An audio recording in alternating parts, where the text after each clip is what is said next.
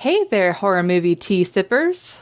The following podcast will contain spoilers for the movie we are about to review. If you have not seen the movie and do not wish to have anything ruined prematurely, then please do not continue to listen until after you have seen the movie. And welcome to the Horror Movie Tea podcast.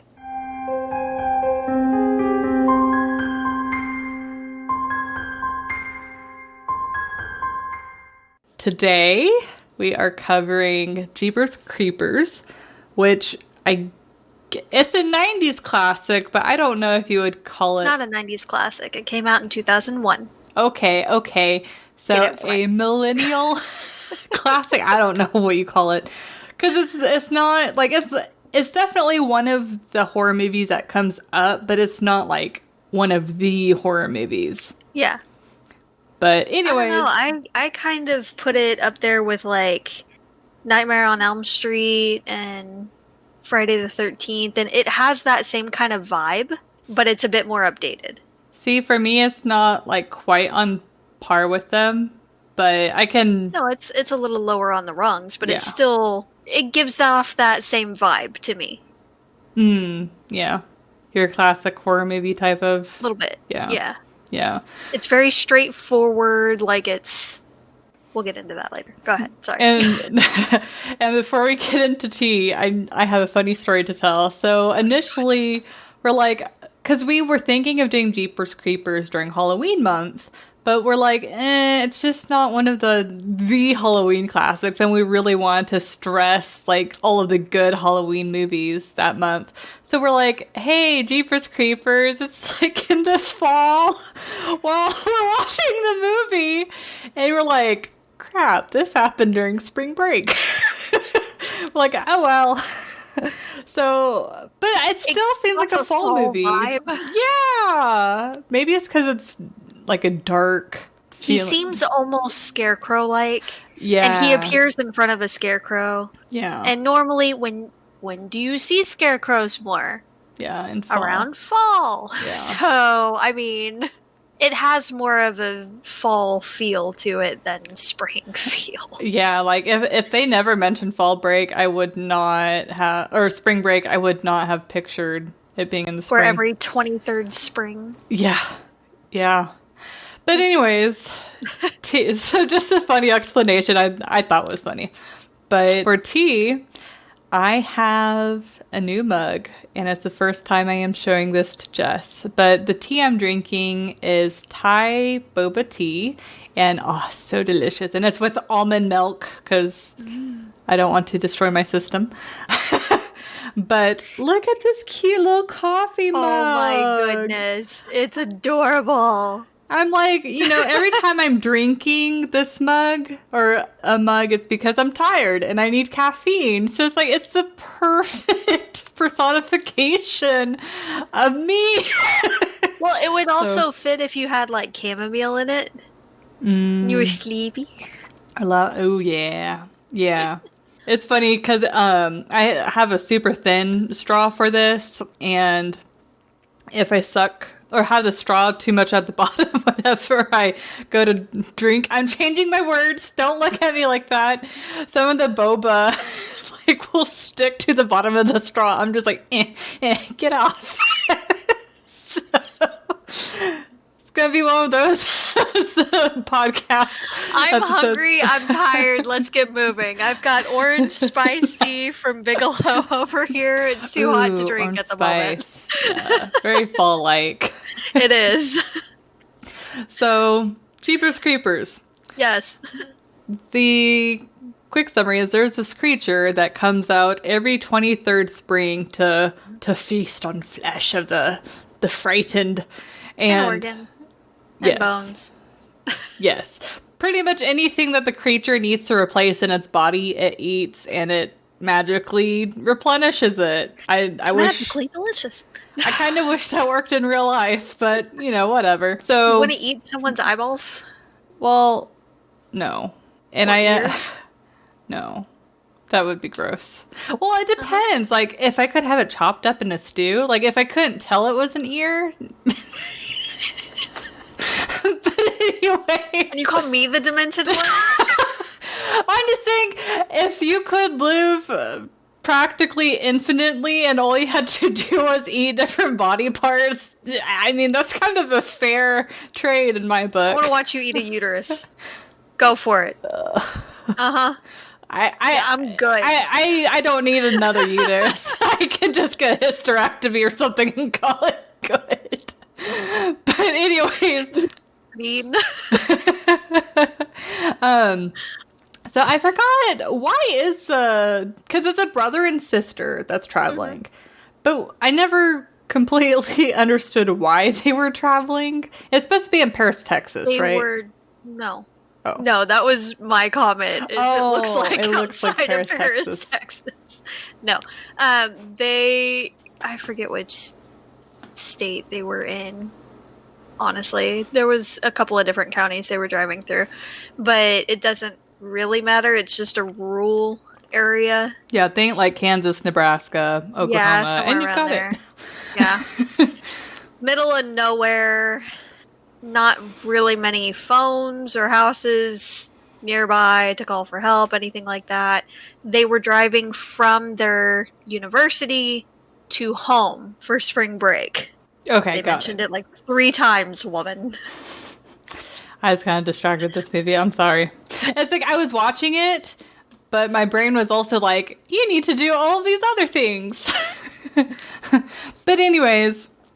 Focus. So they come across this creature.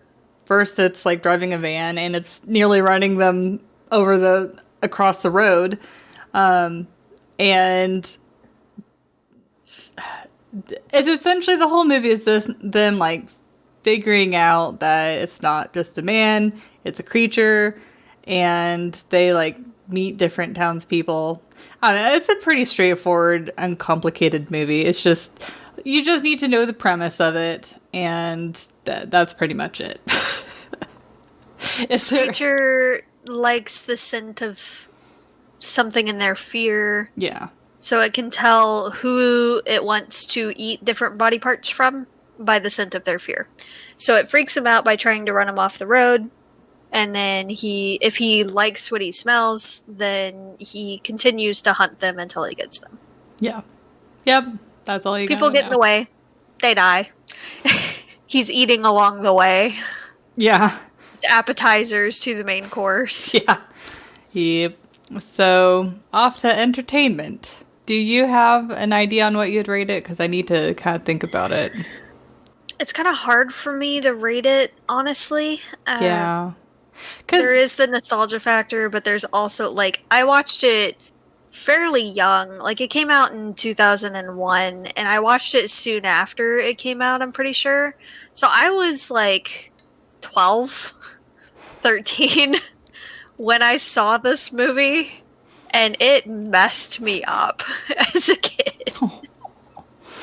Aww. So, like, it's kind of hard to rate it, but I'd give it probably about a 7.5. Like, it's between a 7 and an 8. Wow. Like, this movie freaked me out as a kid. Yeah. See, so, for me, it's not a bad movie, but it's also not a great movie for me personally. It's just kind of like like, they obviously have their stuff together, but it's not an exceptionally, like, unique movie to me. It's a very intense movie. It's not really scary. It's very off-putting. Yeah. And uncomfortable, because you're seeing all these gory things, and he's eating parts on screen. Yeah. So, like, he severed a cop's head, and it almost looks like he's making out with the severed head at one point, and then he pulls out the tongue from the severed head and eats it. So, ew.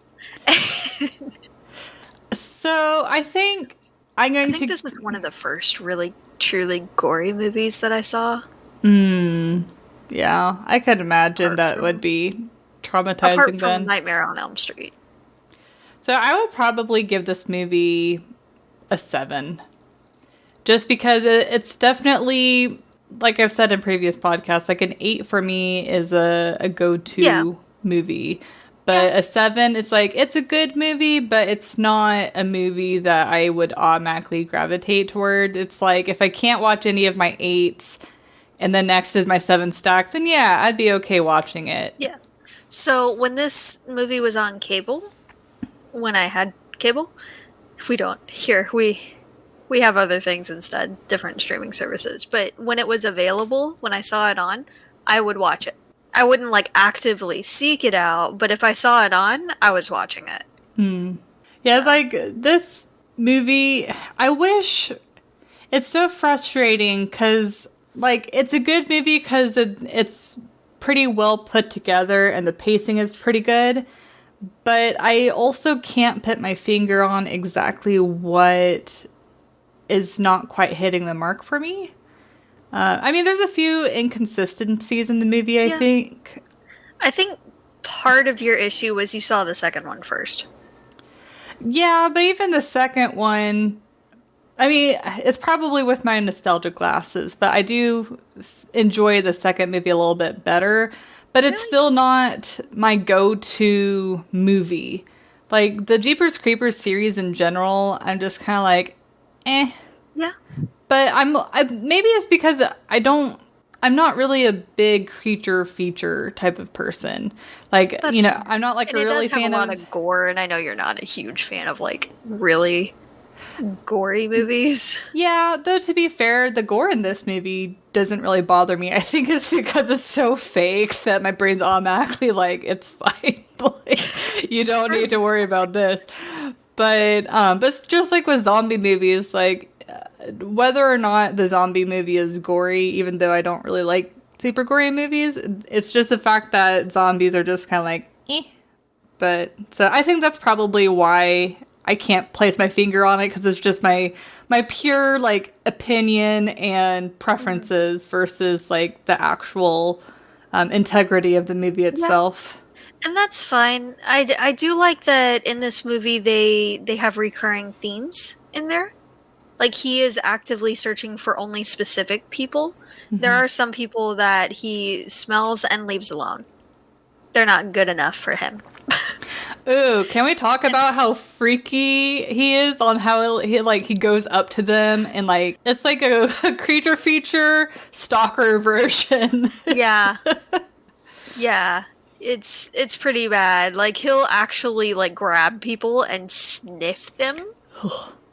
Like, go all over and sniff their whole like neck, head, and everything. The sister he licks on the side of her face.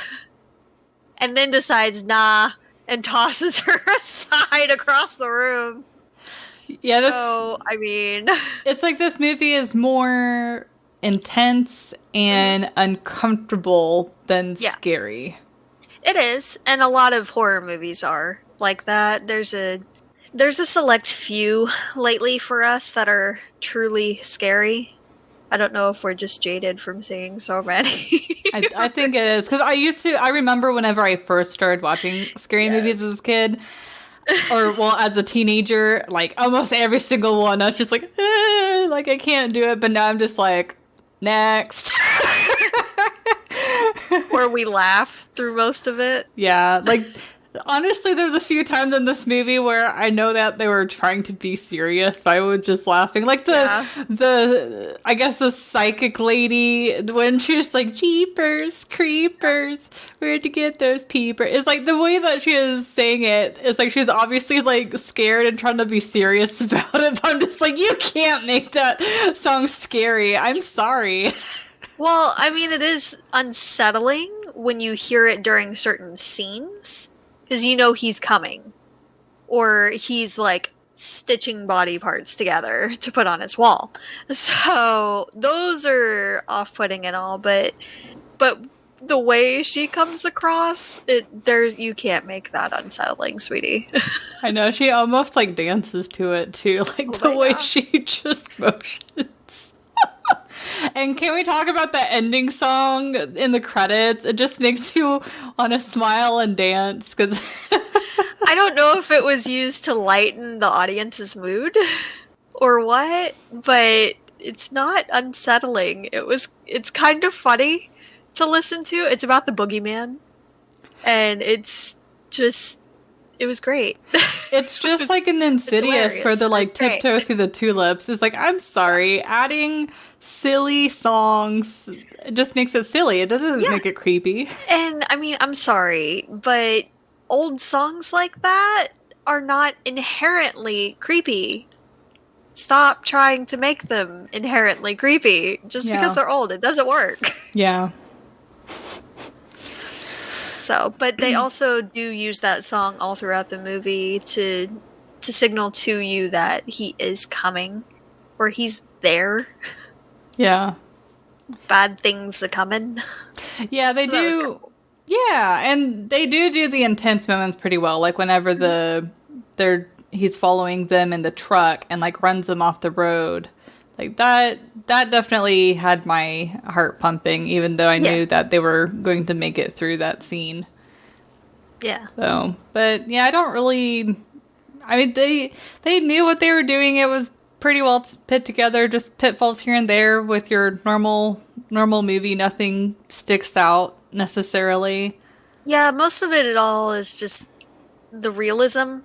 There are certain things that just you sit there and you're like, no. And it just kind of takes you out of the movie setting. Yeah. Yeah, I'm never like sucked into this movie being like, this is real. Yeah. I mean, for the realism scale, we're definitely going to have to set aside the fact that this creature exists and he eats body parts to replace his own. Yeah. So. That's the thing. What happens if his wings are broken? I know. It's like he can't People don't have wings. Yeah. Does he eat birds then? Unless he's repairing them with just skin and bone from humans, I guess. Yeah. But they're a little vague on that. Yes. But that would be more relevant to the realism scale. So is there anything else you want to add in entertainment before we... Okay. Yeah, this is probably going to be pretty sweet and pretty short and to the point. So, realism, since you're typically a little bit more picky than I am, this movie, like, creature aside, just the reactions, specifically, like, the townspeople and then the cops, like, how incompetent they are and stuff, I'm probably going to give this movie a 3. I think would probably be the most reasonable. It's not the least realistic movie that we've seen, but just it doesn't feel that real anyway. Yeah. I'd probably give it about a 3.5. Because a lot of the reactions I could see, the cops weren't quite as incompetent as other movies we've seen. Like, they were more skeptical at first, and then confused. And then trying to figure out what's going on and where to shoot and all that. Because, I mean, clearly where they're shooting is not working. Yeah, and I guess what kind of takes me out of the realism, which I guess I should have mentioned in the entertainment scale, is the characters. The majority of the characters, specifically the main ones, are very cookie cutter. Like, they're nobodies. Like, they could be anybody. They're not characters that specifically like stick out or are memorable.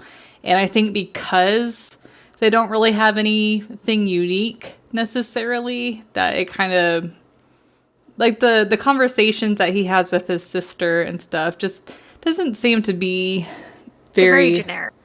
Exactly, very generic. So.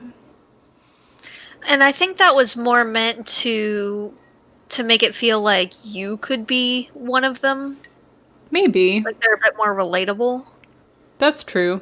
That's a possibility. Especially those with siblings. Like, I've had arguments like that with my siblings a few times. Like, it's a thing. You poke fun at the other, you play games that don't make sense. Like, it's what siblings do. So I can kind of see why they did that, but they were a little bland. Yeah. But anyway, the realism scale. I'm not buying that she's the owner of that car. Yeah. She didn't be able to drive it for anything. Yeah. Like Gears kept sticking and grinding and everything. Like, you clearly don't know how to drive a stick. That's not your car. Yeah. That poor car. Poor car. Did not deserve that. It was a nice car. It was Yeah. a nice enough car. It was an old car, but it was a nice enough car. Yeah, it's in good condition. Yeah. And also there were times when he was first running them off the road that he rammed their fender a few times, and then in a couple of scenes they would show the fender, there's no damage. After they had shown the fender start to kind of be skewed and almost come off. So, no. You know, I kind of wonder if either they shot those scenes out of order or they had like a stunt car and they just kind of like forgot to... I mean, it was probably a combination of those things. But yeah. And then I could see the boy being like, we need to go back and look. And the girl being like, that's a stupid idea. Let's keep going. Oh my god. And then him being like, oh, I think I hear someone. Let me go down there. It was like, Hold my feet. What? And then when he saw the rats, he's just like kicking. It's like... And then he blames the sister for dropping him. Okay, did you really expect her to be able to hold you and pull you out like that? Come on, dude. That scene. And then, of course, like, that was a pretty meta scene where she's like, A little bit. you're being the character that everyone hates right now. It's like, yeah, you're right. Yes. So don't fucking do that scene, stupid. Yeah. Like, it's like, if you're going to have a scene where the character's hated, then, like, it's like, you already know that anyways, words. Yeah. And then I'm not buying the guy grabbing his leg and trying to tell him something. Oh. And then dying a few seconds later. I'm not buying it. Yeah. The only thing I can think of is maybe since he realized it was someone besides the creature, it was like a rush of adrenaline on like, this is my last attempt to be able to save my life. But then almost overexhausted his body, and then that's when he died. I don't know. I'm not buying it. Well, plus, that guy was kind of weird, because why would the creature open him up and then sew him back up? Like, was he going to just keep him for seconds? Like... Maybe, but it also could have been that he had already taken what he needed and was doing a little bit of preparation. Because he was preserving them and sticking up on the walls. So it's one less thing that he would have had to do later. Maybe. But, again, I'm not buying it. If he was already stitched up and something was clearly taken out of him, and he had lost that much blood to have that kind of coloration... Yeah. I'm not buying it. Well, and then I also, because I don't think they ever explain this in the later movies, I want to understand why the creature wants to actually keep the bodies and, like, pin them up. They're trophies. Trophies. It's his sick kind of art. And it's a hobby. It's something to do. It's strange. It's like they almost combined, like, a creature feature with, like, a slasher film. To where it's like he needs to eat to keep alive and replenish his body, but he also very much enjoys it and revels in each kill. Yeah. What is he doing for the other 22 years? I know. It's like, is he sleeping or does he become like a statue? It's almost like a curse where he like magically is like, I can move again. Or Yeah, I don't... No, I think they do go into it a little bit. Like, he sleeps during that time. I think they mentioned that in one of the other movies, but I can't quite recall. Normally, when I watch Jeepers Creepers, it's this one. I haven't seen the other ones quite as much, because this one was the one that really freaked me out as a kid, so this is more my go-to in this series than the others. There's a Jeepers Creepers 3, isn't there? Yeah. Okay. That one I have not seen. I've only seen Jeepers Creepers 1 and 2. So. We're gonna have to at some point. Oh boy. You'll like that one. You'll find that one funny. Okay. Yay. So I laughed at that one a lot. So we'll get into that one at some point. But other than that, I mean, there's not that much else that's really unrealistic.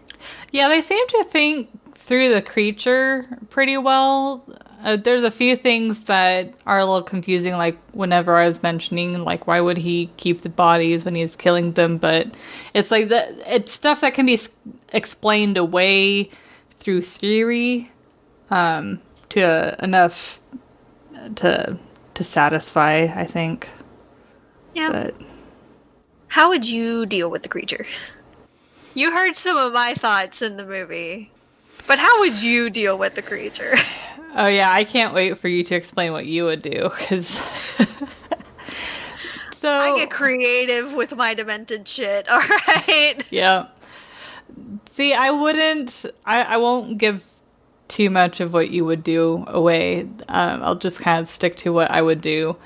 But if I truly thought that the creature was after me, I would first, like, if I figured out or found out that the creature tried to feed on fear, I would want to try and take care of my fear. And then after that, I would want to get a lot of different weapons, probably like shotguns or, weapons that can create a lot of damage. And, like, for example, with the lady, when she's like, oh, he's eaten so many hearts that his own won't stop or whatever, then I would just either...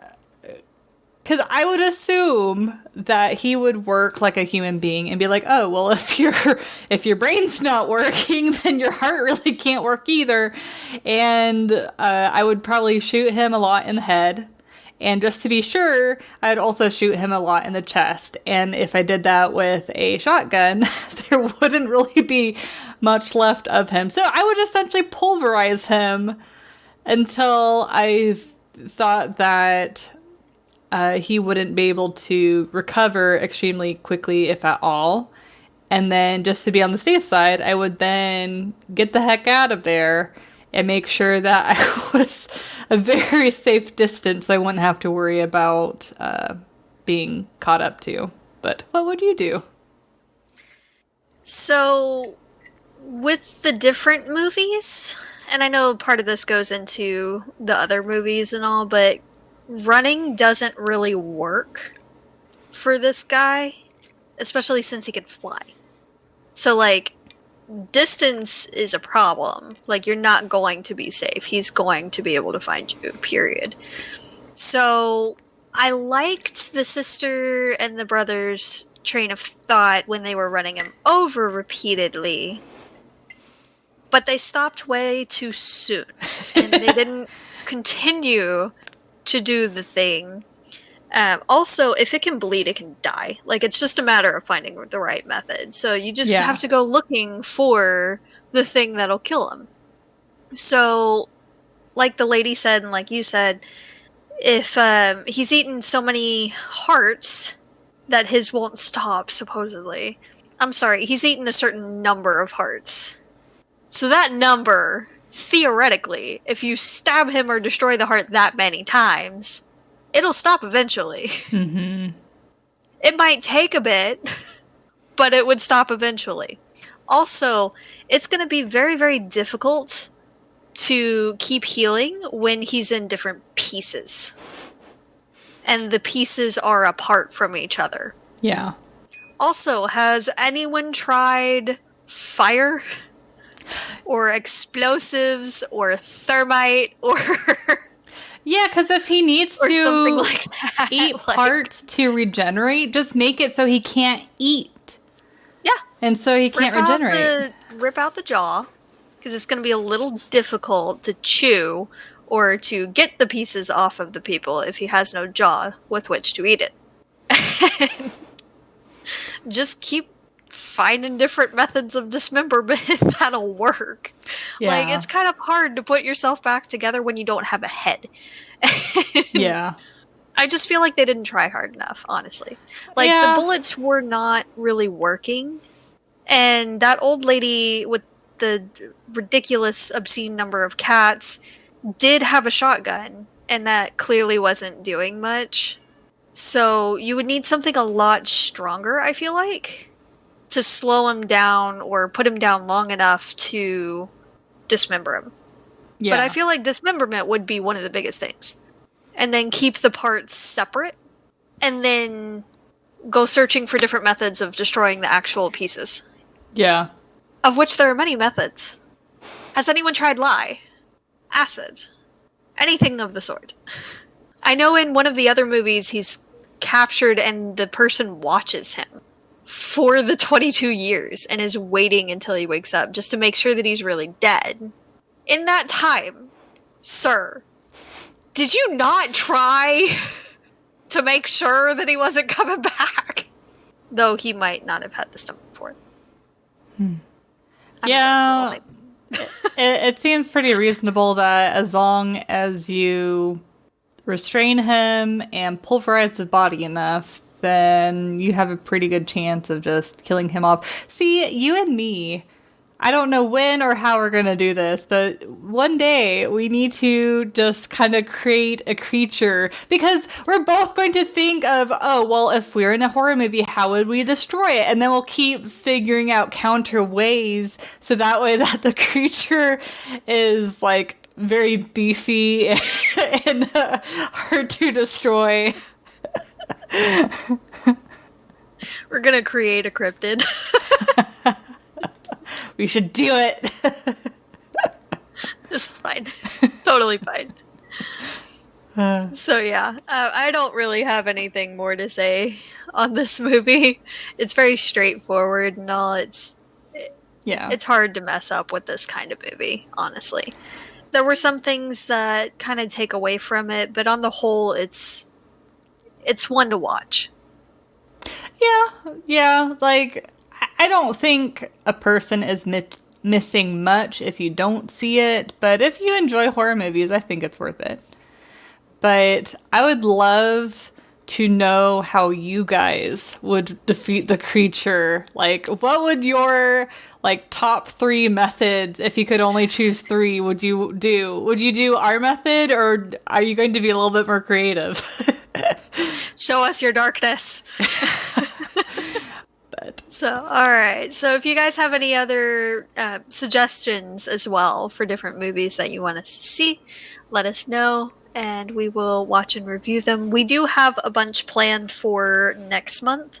Yes. Because there's a whole genre. Yes. Specifically for Christmas horror. So excited. We've got that planned, but we may make an exception, or if you mention one that we're already planning on doing, we might move that up in the list.